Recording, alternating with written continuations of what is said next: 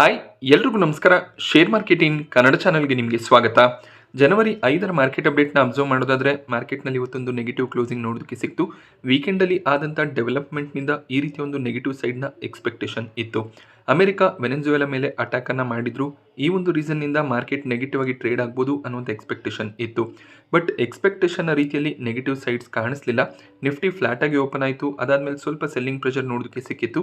But ಆಮೇಲೆ recovery ಕೂಡ ನೋಡೋದಕ್ಕೆ ಸಿಕ್ಕಿದೆ. ಬಟ್ 1 ಗಂಟೆಯ ನಂತರ ಸ್ವಲ್ಪ ಮಟ್ಟಿಗೆ ಮಾರ್ಕೆಟ್ನಲ್ಲಿ ವೀಕ್ನೆಸ್ ಸಸ್ಟೈನ್ ಆಯಿತು. 26,200 ಒಂದು ಸ್ಟ್ರಾಂಗ್ ಸಪೋರ್ಟ್ ಏನಿದೆ ಆ ಒಂದು ಲೆವೆಲ್ನ ಮೇಲ್ಗಡೆನೆ ಇನ್ನೂ ಕೂಡ ನಿಫ್ಟಿ ಟ್ರೇಡ್ ಆಗ್ತದೆ. ಸೊ 1 ಗಂಟೆಯ ನಂತರ ಮಾರ್ಕೆಟ್ನಲ್ಲಿ ಸ್ವಲ್ಪ ವೀಕ್ನೆಸ್ ಬರೋದಕ್ಕೆ ರೀಸನ್ ಟ್ರಂಪ್ ಅವರ ಕಡೆಯಿಂದ ಬಂದಂಥ ಒಂದು ಸ್ಟೇಟ್ಮೆಂಟ್ ಆಗಿರುತ್ತೆ.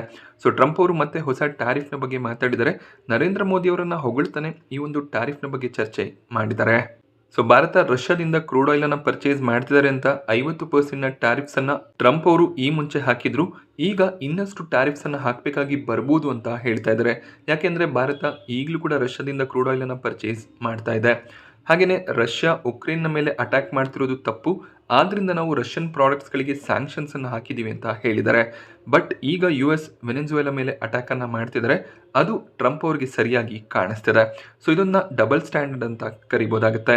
ಹಾಗೆ ಭಾರತ ರಷ್ಯಾದಿಂದ ಕ್ರೂಡ್ ಆಯಿಲ್ ಅನ್ನು ನಾವು ಪರ್ಚೇಸ್ ಮಾಡ್ತೀವಿ ಅಂತ ಸ್ಟ್ಯಾಂಡ್ ಅನ್ನು ತಗೊಂಡಿದ್ದಾರೆ.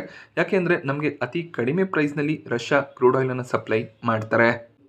ಹಾಗೆ ಸೆನ್ಸೆಕ್ಸ್ನಲ್ಲಿ ಕೂಡ 0.4% ವೀಕ್ನೆಸ್ ಇವತ್ತು ನೋಡೋದಕ್ಕೆ ಸಿಕ್ತು. ಬ್ಯಾಂಕ್ ನಿಫ್ಟಿ IT ಇಂಡೆಕ್ಸ್ನಲ್ಲಿ ಕೂಡ ಸಾಕಷ್ಟು ವೀಕ್ನೆಸ್ ಕಾಣಿಸ್ತು. ಕೆಲವೊಂದಿಷ್ಟು ಬ್ರೋಕರೇಜ್ಗಳು ನೆಗೆಟಿವ್ ರೇಟಿಂಗ್ಸ್ಗಳನ್ನು ಕೂಡ ಕೆಲವು ಸ್ಟಾಕ್ಗಳಿಗೆ ಕೊಡ್ತಾ ಇದ್ದಾರೆ. ಸೊ CLSA ತಮ್ಮ ರೀಸೆಂಟ್ ಕವರೇಜ್ನಲ್ಲಿ ಇನ್ಫೋಸಿಸ್, HCL ಟೆಕ್ ಈ ಎಲ್ಲ ಸ್ಟಾಕ್ಗಳು ಕರೆಕ್ಟ್ ಆಗ್ಬೋದು ಅನ್ನುವಂಥ ಒಂದು ಎಕ್ಸ್ಪೆಕ್ಟೇಷನ್ ಅಲ್ಲಿ ಇದ್ದಾರೆ. ಯಾಕೆಂದ್ರೆ Q3ನಲ್ಲಿ ಅಷ್ಟು ಸ್ಟ್ರಾಂಗ್ ಅರ್ನಿಂಗ್ ಬರೋದಿಲ್ಲ ಅನ್ನೋದು CLSAನ ವ್ಯೂ ಆಗಿರುತ್ತೆ. ಈ ರೀಸನ್ನಿಂದ ಲಾರ್ಜ್ ಕ್ಯಾಪ್ IT ಸ್ಟಾಕ್ಗಳಲ್ಲಿ ಸ್ವಲ್ಪ ಮಟ್ಟಿಗೆ ವೀಕ್ನೆಸ್ ನೋಡೋದಕ್ಕೆ ಸಿಕ್ತು. ಹಾಗೆ ಟೆಕ್ ಮಹೀಂದ್ರವನ್ನ ಫೋಕಸ್ ಲಿಸ್ಟ್ಗೆ ಆ್ಯಡ್ ಮಾಡ್ಕೊಂಡಿದ್ರು, ಅದನ್ನು ಕೂಡ ಈಗ ರಿಮೂವ್ ಮಾಡಿದ್ದಾರೆ. HCL ಟೆಕ್ಕಲ್ಲಿ ಔಟ್ ಪರ್ಫಾರ್ಮ್ ರೇಟಿಂಗ್ ಇದ್ದಿದ್ದನ್ನು ಹೋಲ್ಡ್ಗೆ ಚೇಂಜ್ ಮಾಡಿದ್ದಾರೆ. ಹಾಗೆ ಪರ್ಸಿಸ್ಟೆಂಟ್ ಸಿಸ್ಟಮ್, ಕೋಫೋರ್ಜ್ ಈ ರೀತಿಯ ಮಿಡ್ ಕ್ಯಾಪ್ ಸ್ಟಾಕ್ಗಳು ಸ್ಟ್ರಾಂಗ್ ಆಗಿ ಪರ್ಫಾರ್ಮ್ ಮಾಡ್ಬೋದು ಅನ್ನೋದು CLSA ವ್ಯೂ ಆಗಿರುತ್ತೆ. ಸೊ ಇನ್ಫೋಸಿಸ್ನಲ್ಲಿ ಅಷ್ಟು ಸ್ಟ್ರಾಂಗ್ ಮೊಮೆಂಟಮ್ ಇಲ್ಲದೆ ಇದ್ರೂ ಕೂಡ ಇನ್ಫೋಸಿಸ್, ಟೆಕ್ ಮಹೀಂದ್ರ ಈಗಲೂ ಕೂಡ ಲಾರ್ಜ್ ಕ್ಯಾಪ್ ಸೆಗ್ಮೆಂಟಲ್ಲಿ ನಮ್ಮ ಪ್ರಿಫರ್ಡ್ ಪಿಕ್ ಆಗಿರುತ್ತೆ ಅಂತ ಹೇಳಿದ್ದಾರೆ. ಸೊ US ವೆನೆಜುವೆಲಾ ಮೇಲೆ ಅಟ್ಯಾಕ್ ಅನ್ನ ಮಾಡಿದ್ರು ಕೂಡ ಇಂಡಿಯನ್ ಮಾರ್ಕೆಟ್ಗಳಲ್ಲಿ ಹೆಚ್ಚಾಗಿ ವೀಕ್ನೆಸ್ ನೋಡೋದಕ್ಕೆ ಸಿಗಲಿಲ್ಲ. ಅದಕ್ಕೆ ಸಾಕಷ್ಟು ರೀಸನ್ಸ್ ಕೂಡ ಇದೆ. ಮೇಜರ್ ಆಗಿ ಕ್ರೂಡ್ ಆಯಿಲ್ನ ಪ್ರೈಸ್ನಲ್ಲಿ ಹೆಚ್ಚಿನ ಒಂದು ಮೊಮೆಂಟಮ್ ಕಾಣಿಸ್ಲಿಲ್ಲ. ಹೆಚ್ಚಿನ ಒಂದು ಕ್ರೂಡ್ ಆಯಿಲ್ ರಿಸರ್ವ್ಸ್ ವೆನೆಜುವೆಲಾನಲ್ಲಿ ಇದ್ರೂ ಕೂಡ ಕ್ರೂಡ್ ಆಯಿಲ್ನ ಪ್ರೈಸಸ್ ಸ್ಟ್ರಾಂಗ್ ಆಗಿ ಏನು ಜಂಪ್ ಆಗಲಿಲ್ಲ. ಹಾಗೆ ಭಾರತ ವೆನೆಜುವೆಲಾಗೆ ಹೆಚ್ಚಾಗಿ ಪ್ರಾಡಕ್ಟ್ಸ್ಗಳನ್ನೇನು ಎಕ್ಸ್ಪೋರ್ಟ್ ಮಾಡೋದಿಲ್ಲ. ಟ್ರೇಡ್ನ ಬಗ್ಗೆ ಯಾವುದೇ ರೀತಿಯ ಕನ್ಸರ್ನ್ಸ್ ಕೂಡ ಇರೋದಿಲ್ಲ. ಚೈನಾ ಸಾಕಷ್ಟು ಡಿಪೆಂಡೆನ್ಸಿಯನ್ನು ಹೊಂದಿದೆ. ವೆನೆಜುವೆಲಾಯಿಂದ 4%ನಷ್ಟು ಚೈನಾದ ರಿಕ್ವೈರ್ಮೆಂಟ್ ಕ್ರೂಡ್ ಆಯಿಲ್ ಏನಿದೆ ಅದು ಎಕ್ಸ್ಪೋರ್ಟ್ ಆಗುತ್ತೆ. ಹಾಗೆ ವೆನೆಜುವೆಲಾಗೆ ಸಾಕಷ್ಟು ಪ್ರಾಡಕ್ಟ್ಸ್ಗಳನ್ನು ಚೈನಾ ಕೂಡ ಎಕ್ಸ್ಪೋರ್ಟ್ ಮಾಡ್ತಾರೆ. ಸೊ ಈ ರೀತಿಯಲ್ಲಿ ಚೈನಾ ಡಿಪೆಂಡೆನ್ಸನ್ನು ಹೊಂದಿದೆ. ಭಾರತ ಹೆಚ್ಚಿನ ಒಂದು ಡಿಪೆಂಡೆನ್ಸನ್ನು ವೆನೆಜುವೆಲಾ ಮೇಲೆ ಹೊಂದಿಲ್ಲ. ಆ ಒಂದು ರೀಸನ್ನಿಂದ ಕೂಡ ಇಂಡಿಯನ್ ಮಾರ್ಕೆಟ್ಸ್ ಹೆಚ್ಚಾಗಿ ರಿಯಾಕ್ಷನನ್ನು ಕೊಟ್ಟಿಲ್ಲ. ಗ್ಲೋಬಲ್ ಮಾರ್ಕೆಟ್ಗಳಿಂದ ಕೂಡ ಹೆಚ್ಚಿನ ರಿಯಾಕ್ಷನ್ಸ್ ನೋಡೋದಕ್ಕೆ ಸಿಕ್ಕಿಲ್ಲ. ಸೊ ಈ ಒಂದು ಕಾನ್ಫ್ಲಿಕ್ಟ್ಸ್ ಬೇಗ ಮುಗಿಬೋದು ಅನ್ನುವಂಥ ಒಂದು ಎಕ್ಸ್ಪೆಕ್ಟೇಷನ್ ಕೂಡ ಇರ್ಬೋದು. ನಿಫ್ಟಿಯ ಟಾಪ್ ಗೇನರ್ಸ್ ಮತ್ತು ಲೂಸರ್ಸನ್ನು ಅಬ್ಸರ್ವ್ ಮಾಡಿದಾಗ ಇವತ್ತು ನೆಸ್ಲೆ ಟಾಪ್ ಗೇನರ್ ಆಗಿತ್ತು. 3%ನ ಜಂಪ್ ನೆಸ್ಲೆ ಸ್ಟಾಕ್ ಪ್ರೈಸ್ನಲ್ಲಿ ನೋಡೋದಕ್ಕೆ ಸಿಕ್ಕಿದೆ. BL ಹಾಗೆ ಬೇರೆ ಡಿಫೆನ್ಸ್ ಸೆಕ್ಟರ್ನ ಸ್ಟಾಕ್ಗಳು ಕೂಡ ಸ್ಟ್ರಾಂಗ್ ಆಗಿ ಪರ್ಫಾರ್ಮ್ ಮಾಡಿದೆ. ಯಾವಾಗ ವಾರ್ನ ಸಿಚುವೇಶನ್ಸ್ ಕ್ರಿಯೇಟ್ ಆಗುತ್ತೆ ಆಗ ಡಿಫೆನ್ಸ್ ಸೆಕ್ಟರ್ನ ಸ್ಟಾಕ್ಗಳು ಸ್ಟ್ರಾಂಗ್ ಆಗಿ ಪರ್ಫಾರ್ಮ್ ಮಾಡುತ್ತೆ. ಸೊ US ಮತ್ತು ವೆನೆಜುವೆಲಾ ನಡುವೆ ವಾರ್ ನಡೆದ್ರೆ ಇಂಡಿಯನ್ ಡಿಫೆನ್ಸ್ ಕಂಪನಿಗಳಿಗೆ ಅದರಿಂದ ಯಾವುದೇ ರೀತಿಯ ಲಾಭ ಇರೋದಿಲ್ಲ.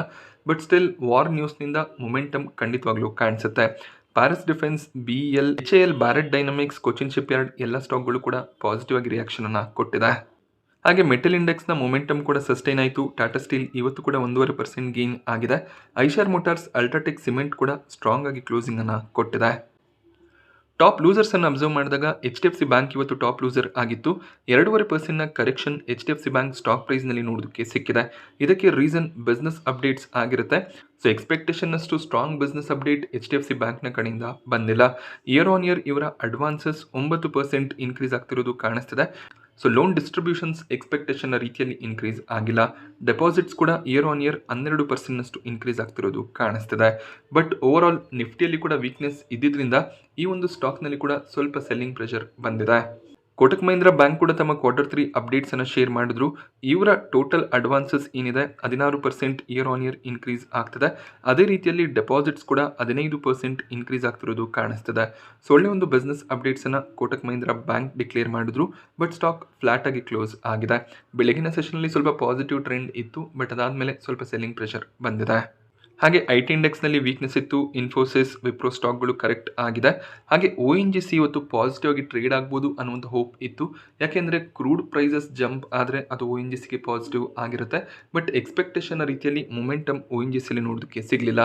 1.5% ಡೌನ್ ಸೈಡ್ ನೋಡೋದಕ್ಕೆ ಸಿಕ್ಕಿದೆ. ಯಾಕೆಂದರೆ ಕ್ರೂಡ್ ಆಯಿಲ್ನ ಪ್ರೈಸ್ ಏನು ಇನ್ಕ್ರೀಸ್ ಆಗಿಲ್ಲ. ಹಾಗೆ ONGCಯಲ್ಲಿ ಒಂದು ನೆಗೆಟಿವ್ ನ್ಯೂಸ್ ಕೂಡ ಇತ್ತು.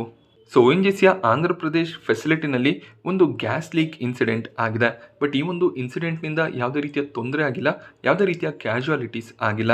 ಯಾಕೆಂದರೆ ಈ ಒಂದು ಇಂಡಸ್ಟ್ರಿ ಏನಿದೆ ಜನನಿಬಿಡ ಪ್ರದೇಶಗಳಲ್ಲಿ ಇಲ್ಲ. ಅಂದರೆ 500ರಿಂದ 600 ಮೀಟರ್ ದೂರದಲ್ಲಿ ಯಾವುದೇ ರೀತಿಯ ಜನವಸತಿ ಪ್ರದೇಶಗಳು ಇರಲಿಲ್ಲ. ಆದ್ದರಿಂದ ಹೆಚ್ಚಿನ ಒಂದು ಇಂಪ್ಯಾಕ್ಟ್ ಏನು ಆಗಿಲ್ಲ. ಸೊ ಈ ಒಂದು ನ್ಯೂಸ್ ಬಂದಾಗ ಸ್ವಲ್ಪ ಮಟ್ಟಿಗೆ ಸ್ಟಾಕ್ನಲ್ಲಿ ವೀಕ್ನೆಸ್ ಬಂತು. ಬಟ್ ONGC ಎಕ್ಸ್ಚೇಂಜಸ್ಗೆ ಮಾಹಿತಿಯನ್ನು ಕೊಟ್ಟಿದ್ದಾರೆ, ಹೆಚ್ಚಿನ ಒಂದು ಎಫೆಕ್ಟ್ ಏನು ಆಗಿಲ್ಲ ಅಂತ. ಸೊ ಕುಪಿಡ್ನಲ್ಲಿ ವೀಕ್ನೆಸ್ ಕಂಟಿನ್ಯೂ ಆಗ್ತದೆ. ಶುಕ್ರವಾರದ ದಿನ ಸ್ಟಾಕ್ 20% ನೆಗೆಟಿವ್ ಸೈಡ್ನಲ್ಲಿ ಕ್ಲೋಸ್ ಆಗಿತ್ತು. ಇವತ್ತು ಕೂಡ ಸಾಕಷ್ಟು ನೆಗೆಟಿವ್ ಸೈಡ್ನಲ್ಲೇ ಓಪನಿಂಗ್ ನೋಡೋದಕ್ಕೆ ಸಿಕ್ತು. ಇದಕ್ಕೆ ಒಂದು ರೀಸನ್ ಸ್ಟಾಕ್ನಲ್ಲಿ ಕಳೆದ 6 ತಿಂಗಳಲ್ಲಿ ಸ್ಟ್ರಾಂಗ್ ಮೊಮೆಂಟಮ್ ಬಂದಿದೆ. ಆ ರೀಸನ್ನಿಂದ ಹೈಯರ್ ಲೆವೆಲ್ನಲ್ಲಿ ಪ್ರಾಫಿಟ್ ಬುಕಿಂಗ್ ಬರ್ತಿದೆ. ಸೊ NSE ಸ್ಟಾಕನ್ನು ASM ಲಿಸ್ಟ್ಗೆ ಆ್ಯಡ್ ಮಾಡಿರೋದ್ರಿಂದ ಸ್ಟಾಕ್ನಲ್ಲಿ ಇಂಟ್ರಾಡೇ ಟ್ರೇಡಿಂಗ್ ಪಾಸಿಬಲ್ ಇರೋದಿಲ್ಲ. ಆ ರೀಸನ್ನಿಂದ ಕೂಡ ಪ್ರಾಫಿಟ್ ಬುಕಿಂಗ್ ಆಗ್ತದೆ. ಇದೊಂದು ಶಾರ್ಟ್ ಟರ್ಮ್ ಪ್ರೆಷರ್ ಆಗಿರುತ್ತೆ. ಯಾವುದೇ ಒಂದು ಸ್ಟಾಕ್ ಈ ರೀತಿಯಲ್ಲಿ ಸ್ಟ್ರಾಂಗ್ ಆಗಿ ಗೇನ್ ಆದಾಗ ಹೈಯರ್ ಲೆವೆಲ್ಗಳಲ್ಲಿ ಸ್ವಲ್ಪ ಸೆಲ್ಲಿಂಗ್ ಪ್ರೆಷರ್ ಬಂದರೂ ಕೂಡ ಎಲ್ಲರೂ ಪ್ರಾಫಿಟ್ಸನ್ನು ತಗೋತಾರೆ. ಅದೇ ರೀತಿಯ ಒಂದು ಪ್ರಾಫಿಟ್ ಬುಕಿಂಗ್ ಬರ್ತಿದೆ. So solar panel manufacturing companies ಆಗಿರುವಂಥ ಪ್ರೀಮಿಯರ್ ಎನರ್ಜೀಸ್, ವಾರಿ ಎನರ್ಜೀಸ್ ಎರಡೂ ಕೂಡ FNO ಸೆಗ್ಮೆಂಟ್ಗೆ ಎಂಟರ್ ಆದಂಥ ಸ್ಟಾಕ್ಸ್ ಆಗಿತ್ತು. ಬಟ್ FNO ಸೆಗ್ಮೆಂಟ್ಗೆ ಆ್ಯಡ್ ಆದಾಗಿಂದ ಈ ಸ್ಟಾಕ್ಗಳಲ್ಲಿ ಸಾಕಷ್ಟು ವೀಕ್ನೆಸ್ ನೋಡೋದಕ್ಕೆ ಸಿಗ್ತದೆ. ಸೊ ಹೆಚ್ಚಿನ ಒಂದು ವಾಲ್ಯೂಮ್ಸ್ ಕೂಡ ನೋಡೋದಕ್ಕೆ ಸಿಗುತ್ತೆ. ಹಾಗೆ ಈ ಸ್ಟಾಕ್ಗಳು ಕೂಡ ಸ್ಟ್ರಾಂಗ್ ಆಗಿ ಗೇನ್ ಆಗಿತ್ತು. IPO ಟೈಮ್ನಿಂದ ಒಳ್ಳೆಯ ಒಂದು ಮೊಮೆಂಟಮ್ ಇತ್ತು. ಇಲ್ಲೂ ಕೂಡ ಪ್ರಾಫಿಟ್ ಬುಕಿಂಗ್ ಬರ್ತಿದೆ. ಹಾಗೆ ಸಿಲ್ವರ್, ಗೋಲ್ಡ್ ಪ್ರೈಸಸ್ ಇನ್ಕ್ರೀಸ್ ಆಗ್ತಿರೋದ್ರಿಂದ US ಕೂಡ ಗ್ರೀನ್ ಎನರ್ಜಿ ಸೆಕ್ಟರ್ನ ಮೇಲೆ ಸಾಕಷ್ಟು ಇಂಪ್ಯಾಕ್ಟ್ ಬರ್ತಿದೆ. ರೀಸೆಂಟಾಗಿ ಎಲಾನ್ ಮಸ್ಕ್ ಅವರು ಕೂಡ ಅದರ ಬಗ್ಗೆ ಟ್ವೀಟನ್ನು ಮಾಡಿದರು. ಅದು ಕೂಡ ಎಲ್ಲೋ ಒಂದು ಕಡೆ ನೆಗೆಟಿವ್ ಎಫೆಕ್ಟನ್ನು ಈ ಒಂದು ಸ್ಟಾಕ್ಗಳಲ್ಲಿ ಹಾಕ್ತಿದೆ. ಹಾಗೆ ಬ್ರೋಕರೇಜ್ಗಳು ಕೂಡ ಸೆಲ್ ಕಾಲನ್ನು ಕೊಡ್ತಿದ್ದಾರೆ. ಸ್ಟಾಕ್ಸ್ ತುಂಬಾ ಓವರ್ ವ್ಯಾಲ್ಯೂಷನಲ್ಲಿ ಟ್ರೇಡ್ ಆಗ್ತಿದೆ ಅನ್ನೋದು ಕೆಲವು ಬ್ರೋಕರೇಜ್ಗಳ ವ್ಯೂ ಆಗಿರುತ್ತೆ. ರೀಸೆಂಟಾಗಿ ಗ್ಲೋಬಲ್ ಬ್ರೋಕರೇಜ್ ಹೌಸ್ ಬರ್ನ್ಸ್ಟೈನ್ ಕೂಡ ಈ ಸ್ಟಾಕ್ಗಳನ್ನು ಡೌನ್ ಗ್ರೇಡ್ ಮಾಡಿದ್ರು.